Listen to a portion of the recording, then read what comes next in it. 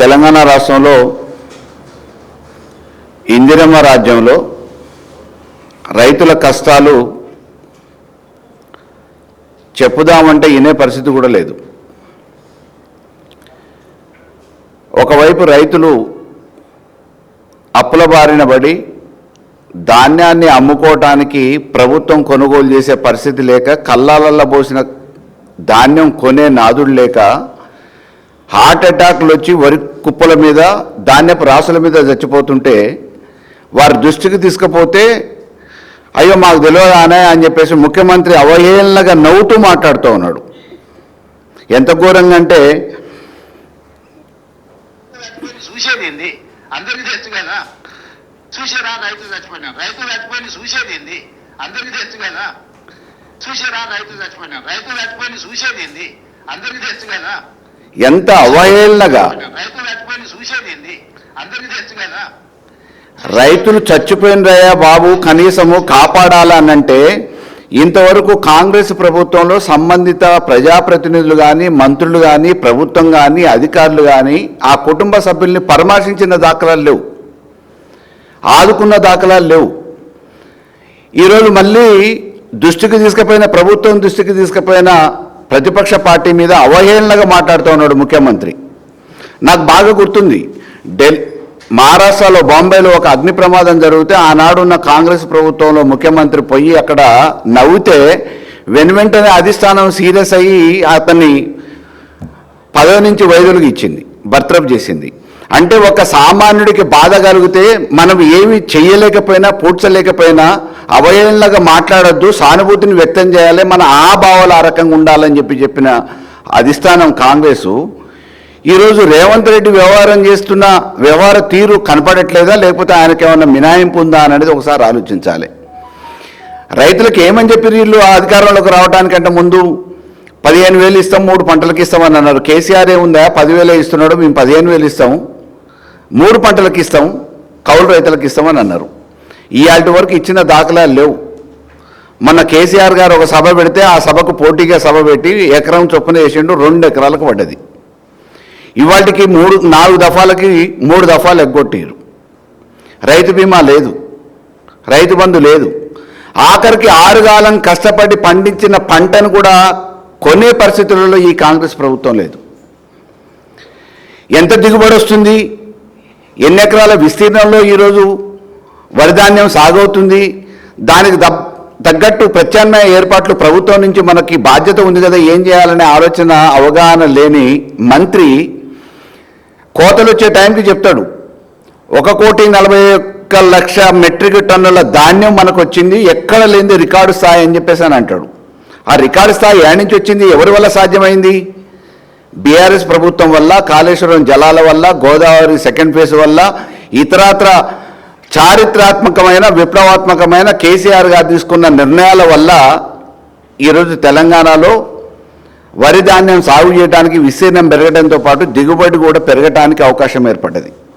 అటువంటి దిగుబడి పెరుగుతుంది, విస్తీర్ణంలో ఎన్ని హెక్టార్లలో, ఎన్ని ఎకరాలలో సాగు చేసిరని చెప్పేసి అవగాహన లేని మంత్రి 1,41,00,000 మెట్రిక్ టన్నులు మాకు దిగుబడి వస్తుంది, దాంట్లో 90 లక్షల మెట్రిక్ టన్నులు మేము కొనుగోలు చేయబోతున్నాం అని చెప్పారు. అంతకుముందేమో చివరి గింజ వరకు ధాన్యం రైతులు పండించిన తెలంగాణలో పంటని చివరి గింజ వరకు కొంటామని చెప్పిన కాంగ్రెస్ నాయకులు, ప్రజాప్రతినిధులు, మంత్రులు, ప్రభుత్వం అధికారులు చివరికి వచ్చి ఏం చెప్తారు, 90 లక్షల మెట్రిక్ టన్నులు కొంటామని అంటారు.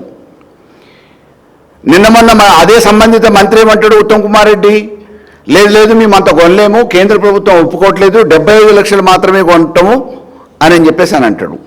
75 లక్షల మెట్రిక్ టన్నులు కొనడానికి కావాల్సిన వనరులను ఏమైనా ఏర్పాటు చేసిరా అనంటే ఐకేపీ సెంటర్లు ఫోటోలు దిగడానికి, కొబ్బరికాయలు కొట్టడానికి, ఫోజులు ఇవ్వడానికి మాత్రం ఐకేపీ సెంటర్లు ఓపెన్ చేసిరు. కానీ కనీసం ఆడ బస్తాలు లేవు, పురికోసలు లేవు, హమాలీలు లేవు, కాంటాలు సరిగ్గా పనిచేయలేదు, ఆఖరికి కాంట వేసిన ధాన్యాన్ని లిఫ్ట్ చేయడానికి లారీలను కూడా సప్లై చేయలేదు.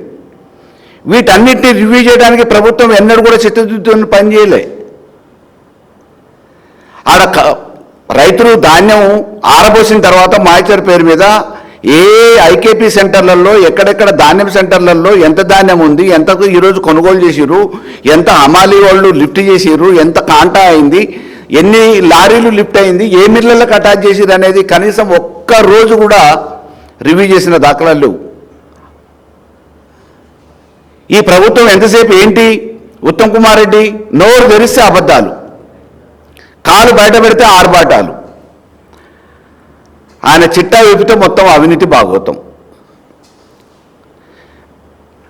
పౌర సరఫరా శాఖ మంత్రిగా ఉన్న ఉత్తమ్ కుమార్ రెడ్డి గవర్నమెంట్లోకి వచ్చిన వెనువెంటనే ధాన్యం ఏదైతే రైస్ మిల్లర్ల దగ్గర ఉందో దాన్ని కొనుగోలు చేయడానికి ఆ రైస్ మిల్లర్లు ఒక రేటును కోట్ చేస్తే 2400 కోట్ చేస్తే లేదని చెప్పి సిండికేట్ చేసి కమిషన్ కోసం అతను కొంతమందిని కూడబలికి గవర్నమెంట్ తరపున టెండర్ వేయించి 2200కి 200 రూపాయలు తక్కువ చేసి ధాన్యం కొనుగోలు చేసి ఇంతవరకు ఆ ధాన్యాన్ని సేకరించింది లేదా ఆ కాంట్రాక్టర్లు టెండర్ని పొడిగిస్తూ ఉన్నాడు.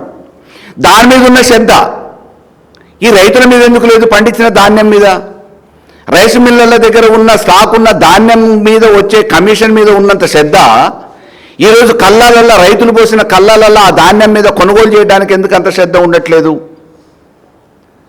రైతులకు బోనస్ ఇస్తా అని బోనస్ ఎగ్గొట్టే అయ్యాల ప్రతి బస్తాకి మేము బోనస్ ఇస్తామని చెప్పారు రైతు బంధుతోని.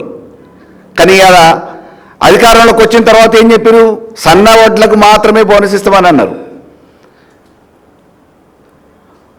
ఉన్న నాలుగుకి కొండ నాలుగు మందేస్తే ఉన్న నాలుగు పోయినట్టు ఆ 10,000 కూడా అతిగతి లేదు. ఇవాళ రైతు బంధు ఇస్తా అన్న 10,000 కూడా అతిగతి లేదు, బోనస్ లేదు, బీమా లేదు, రైతు బంధు లేదు, ఆఖరికి ధాన్యం కూడా కొనుగోలు చేసే పరిస్థితిలో ఈరోజు ప్రభుత్వం లేదు. నీటి కష్టాలు మొదలైనాయి, కరెంటు కష్టాలు మొదలైనాయి. ఏ మీటర్లు అయితే పెడతామని చెప్పేసి రైతులకి, ట్రాన్స్ఫార్మర్లకి, మోటార్లకి మీటర్లు పెడతామని చెప్పేసి ఆనాడు కేంద్ర ప్రభుత్వం కేసీఆర్ గారు ఇక్కడ అధికారంలో ఉన్నప్పుడు ఒత్తిడి చేసి మీటర్ల పేరు మీద వ్యాపారం చేయాలని కేంద్ర ప్రభుత్వం ఆలోచించి ఆర్డీఎస్ స్కీమ్లో జాయిన్ కమ్మన్నదో, దానివల్ల తెలంగాణ రైతాంగానికి సమూలంగా నష్టం జరుగుతుందనే ఆలోచనతోనే నాటి ముఖ్యమంత్రి కేసీఆర్ గారు ససేమిరా ఒప్పుకోకపోతే ఈరోజు వాళ్ళు పెట్టిన షరతులకు తలొగ్గి కాంగ్రెసు వాళ్ళకు కావాల్సిన అప్పులు పుట్టించుకోవడానికి బీజేపీ కేంద్ర ప్రభుత్వం దగ్గర మోకరిల్లి ఆర్డీఎస్ స్కీమ్ తీసుకొచ్చే ప్రయత్నం చేస్తూ ఉంది. దానికి పబ్లిక్ ఎరుగు పెడుతూ ఉంది. ఆర్డీఎస్ స్కీమ్లో జాయిన్ అవుతామని అంటున్నారు. ఇలా రైతు కమిషన్ చైర్మన్ అంటే ఆయన కోదండ రెడ్డి 3 గంటలు సరిపోతుంది, 24 గంటలు అవసరం లేదంటాడు. అయ్యాల కిరణ్ కుమార్ రెడ్డి ఇదే చెప్పిండు, తెలంగాణ వస్తే కరెంట్ ఉండదు, చీకటి అయిపోతుంది అన్నాడు. కానీ కాంతి విరజిమ్మేటట్టు పట్టపగల్ని తలపించే విధంగా అన్ని నగరాలలో, గ్రామాలలో, పట్టణాలలో 24 గంటలు కరెంట్ ఇచ్చిన ఘనత ఎవరిది అని అంటే ఆనాటి ముఖ్యమంత్రి కిరణ్ కుమార్ రెడ్డి చీకటి అవుతుంది అన్నా కానీ వెలుతులు విరజిమ్మేటట్టు ఈ తెలంగాణని అటు సస్యశ్యామలం చేయడంతో పాటు వెలుగులలో నింపిన కేసీఆర్ గారు 24 గంటలు కరెంట్ ఇస్తే తెలంగాణ రైతాంగం అన్ని రకాల వాణిజ్య పంటలు కానీ ఇతరత్ర పంటలు కానీ అన్ని పంటలు చేసుకుంటే ఈరోజు 3 గంటలు ఇస్తే సరిపోతుంది అని అంటుండు. 3 గంటలు ఇచ్చే ఆయన వ్యవసాయం చేసేటోడైతే కోదండ రెడ్డి కానీ లేకపోతే రేవంత్ రెడ్డి కానీ ఇవాళ ఉన్న మంత్రి ఉత్తమ్ కుమార్ రెడ్డి అయితే ఆయనకు మామూలుగా నాకు తెలిసి వ్యవసాయం కాదు, దేని మీద అవగాహన లేదు, ఎద్దు లేదు, వ్యవసాయం లేదు. అటువంటి వాళ్ళకి, అవగాహన లేని వాళ్ళకి, ఆలోచన లేని వాళ్ళకి ఆ శాఖలు అప్పచెప్పి మీరు రైతులు బాగు చేయమంటే ఏం బాగు చేస్తారు? ఇవాళ 3 గంటలు కరెంటుతోని మీరు వ్యవసాయం చేయొచ్చు అని చెప్పి చెప్తున్నాడంటే అవగాహన ఉన్న నాయకుడు అన్నట్ట. అంతకుముందు ఇదే మాట అమెరికాలో కూర్చొని రేవంత్ రెడ్డి అన్నాడు ఎన్నికల కంటే ముందే. లేదు కరెంటు మామూలుగా 3 గంటలు అయితే సరిపోతుంది అన్నాడు. అదే మాట ఇవాళ కోదండ రెడ్డి రిపీట్ చేస్తామన్నాడు. 3 గంటలతోని వాళ్ళకి వ్యవసాయం నిజంగా ఉంటే 3 గంటలతోని మీటర్ పెడితే ఎన్ని మళ్ళు పారుతుంది, ఎన్ని ఎకరాలు భారీయగలుగుతారు, ఎన్ని ఎకరాల విస్తీర్ణంలో పంటలు పండించగలుగుతారు అనేది అవగాహన ఉన్న నాయకుడు అయితే నిజంగా ఏమైనా చెప్పవచ్చు.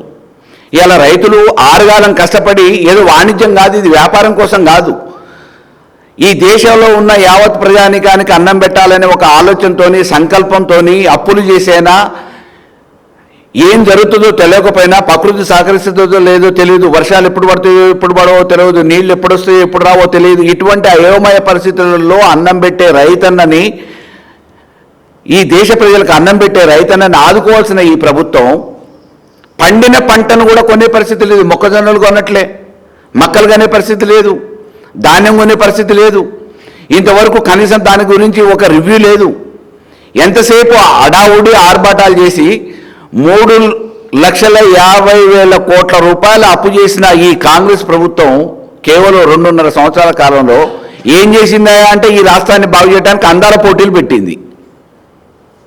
ప్రజల సొమ్ముతోని ఫుట్బాల్ ఆడిరు, ఢిల్లీకి ముడుపులు చెల్లిస్తున్నారు, సన్నధాన్యానికి వడ్లకి బోనస్ ఇస్తామని చెప్పిన వీళ్ళు సన్నధాన్యానికి బోనసు, రైతు బంధు ఇదంతా ఆపేసి తెచ్చిన అప్పుని, వస్తున్న ఆదాయాన్ని, ఆఖరికి జీతభత్యాలు కూడా ఇవ్వకుండా ఢిల్లీకి దేవుని ఉండిలో వేసినట్టు వేస్తున్నారు. వీళ్ళ సీట్లను కాపాడుకోవడానికి, ప్రభుత్వాన్ని కాపాడుకోవడానికి, అధికారాన్ని కాపాడుకోవడానికి, పదవుల్ని కాపాడుకోవడానికి తాపత్రయం ఉంది తప్ప ఇక్కడ ఉద్యోగస్తుల గురించి పట్టించుకునేది లేదు, విద్యార్థుల గురించి పట్టించుకునేది లేదు, వైద్యుల గురించి పట్టించుకునేది లేదు, రోగుల గురించి పట్టించుకునేది లేదు, ఏ వర్గ ప్రజల గురించి కూడా పట్టించుకోకుండా కేవలం అధికారాన్ని అడ్డం పెట్టుకొని వాళ్ళ పబ్బం గడుపుకుంటూ జేబులు నింపుకుంటున్న ఈ కాంగ్రెస్ నాయకులకి చరమగీతం పాడాల్సిన అవసరం ఉంది. యావత్ తెలంగాణ రైతాంగం ఈరోజు ఆలోచించాల్సిన అవసరం ఉంది. కుప్పల మీద ప్రాణాలు కోల్పోవటం కాదు, మానవతా దృక్పథంతో బీఆర్ఎస్ పార్టీగా మా వంతు మేము కాపాడే ప్రయత్నం చేస్తున్నాం. కనీసం వాళ్ళని ఆదుకునే ప్రయత్నం చేస్తూ ఉన్నాం. ప్రభుత్వంలో లేకపోయినా ఆ కుటుంబానికి అండగా ఉండటానికి మా వంతు ప్రయత్నం మేము చేస్తూ ఉన్నాం. ఇవాళ కాంగ్రెస్ వాళ్ళు చేసే అరాచకాల్ని, అధికారాన్ని అడ్డం పెట్టుకొని అధికారంలో రావటం కోసం అడ్డమైన హామీలు ఇచ్చి, అమలు కాని హామీలు ఇచ్చి ఈరోజు పబ్బం గడుపుకుంటున్న కాంగ్రెస్ని అడుగడుగున నిలదీయకపోతే, అడ్డుకోకపోతే రేపు రైతు కనీసం ఇక్కడ 1 ఎకరం కూడా వ్యవసాయం చేసే పరిస్థితి ఉండకపోవచ్చు. రైతుకి ఏ రకమైన సపోర్ట్ ఈ ప్రభుత్వం నుంచి దొరకట్లేదు.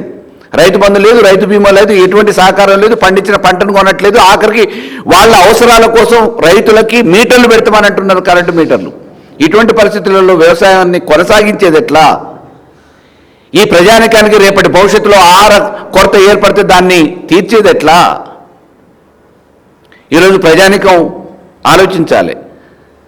ఆర్భాటాలతో ఈ ప్రభుత్వాన్ని నడుపుతున్న నాయకులకి తగిన సమాధానం చెప్పాల్సిన అవసరం ప్రజలకు ఉంది అని చెప్పేసి మేము అప్పీల్ చేస్తూ ఉన్నాం బీఆర్ఎస్ పార్టీ పక్షాన. వర్షాలు దాదాపు ఇంకో 4 రోజులైతే వర్షాలు మొదలవుతాయి. ఆల్రెడీ ఇవాళ 30వ తారీఖు జూన్ వచ్చిందంటే ఋతుపవనాలు మొదలవుతాయి. కళ్ళల్లో పోసిన ధాన్యం ఇప్పటికీ తడిసి మొలకెత్తుతూ ఉంది. మొలకెత్తిన ధాన్యాన్ని, తడిసిన ధాన్యాన్ని కొనే పరిస్థితి లేదు. కనీసం పరిశీలించట్లేదు నాయకులు పోయి, అధికారులు పోయి అడగట్లేదు. మిల్లర్లు ఇష్టం వచ్చినట్టు దోసుకుంటున్నారు. తాలు పేరు మీద, తూకం పేరు మీద తడిసిన ధాన్యం అని చెప్పేసి రైతుల్ని రిజెక్ట్ చేస్తూ ఉంటే ఎవరికి చెప్పుకోవాలనో దిక్కుదోచని పరిస్థితులలో, అయమయ పరిస్థితుల్లో రైతులు ఆగమ్య గోచరంగా పరిస్థితి తయారైంది. మరి ఇంకా 2 రోజులు అయితే సంపూర్ణంగా వర్షాలు పడే అవకాశాలు ఉన్నాయి. వర్షాలు పడితే ఇప్పుడు ధాన్యం, కళ్ళాలలో పోసిన ధాన్యం ఏమవుతుంది? పండించిన పంట పెట్టుబడి వాళ్ళు అప్పులో సప్పులో తీసుకొని వచ్చి వడ్డీలో తీసుకొచ్చిన ఆ పెట్టుబడి ఎటు పోవాలి, ఎవరు ఇవ్వాలి?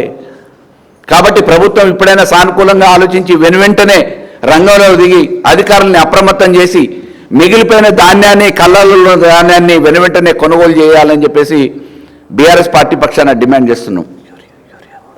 చివరి గింజ వరకు మీరు కొంటామని అన్నారు. మీరు కొనేంత వరకు ప్రజలు వదిలిపెట్టొద్దు. అదే రకంగా యూరియా కొరతలు మళ్ళీ 2 రోజులు అయితే రేపు వర్షాలు పడంగానే వ్యవసాయం మొదలవుతుంది. ఇవాళ యూరియా యాప్ అన్నారు, షాపులలో దొరకంది ఆపులలో దొరుకుతుంది అని చెప్పేసి అని అన్నారు.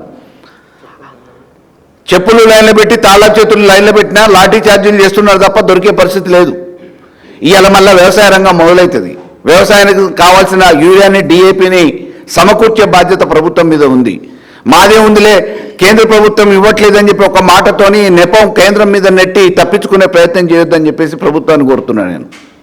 ఈ రైతాంగాన్ని కాపాడుకోవాల్సిన బాధ్యత ప్రభుత్వం మీద ఉంది. అన్నపూర్ణగా తెలంగాణను తయారు చేసి రైస్ బౌల్ ఆఫ్ ఇండియా అని చెప్పి చెప్పుకున్న పరిస్థితిలో రైస్ బౌల్ ఆఫ్ తెలంగాణగా మార్చినాం. అటువంటి తెలంగాణలో ఉన్న రైతాంగాన్ని కాపాడుకోవడానికి ప్రభుత్వం దిగిరావాలి. వెనువెంటనే యూరియా కొరతలు లేకుండా చేయాలి. కళ్ళలలో ఉన్న ధాన్యాన్ని, తడిసిన ధాన్యమైనా వెనువెంటనే కొనుగోలు చేయాలి. టార్పాలను ఇప్పటికైనా సప్లై చేయాలి. ఇంతవరకు టార్పాలు సప్లై చేయలేదు, బస్తాలు సప్లై చేయలేదు. కాబట్టి మిగిలిన ధాన్యాన్ని వెనువెంటనే కొనుగోలు చేయాలని చెప్పేసి ఉత్తమ్ కుమార్ రెడ్డి ఉత్తర కుమార్ మాటలు మాట్లాడినట్టు కాకుండా ప్రభుత్వం సిద్ధతుద్దుతో పనిచేయాలని చెప్పేసి ఈ ప్రభుత్వాన్ని డిమాండ్ చేస్తూ ఉన్నాం. Thank you.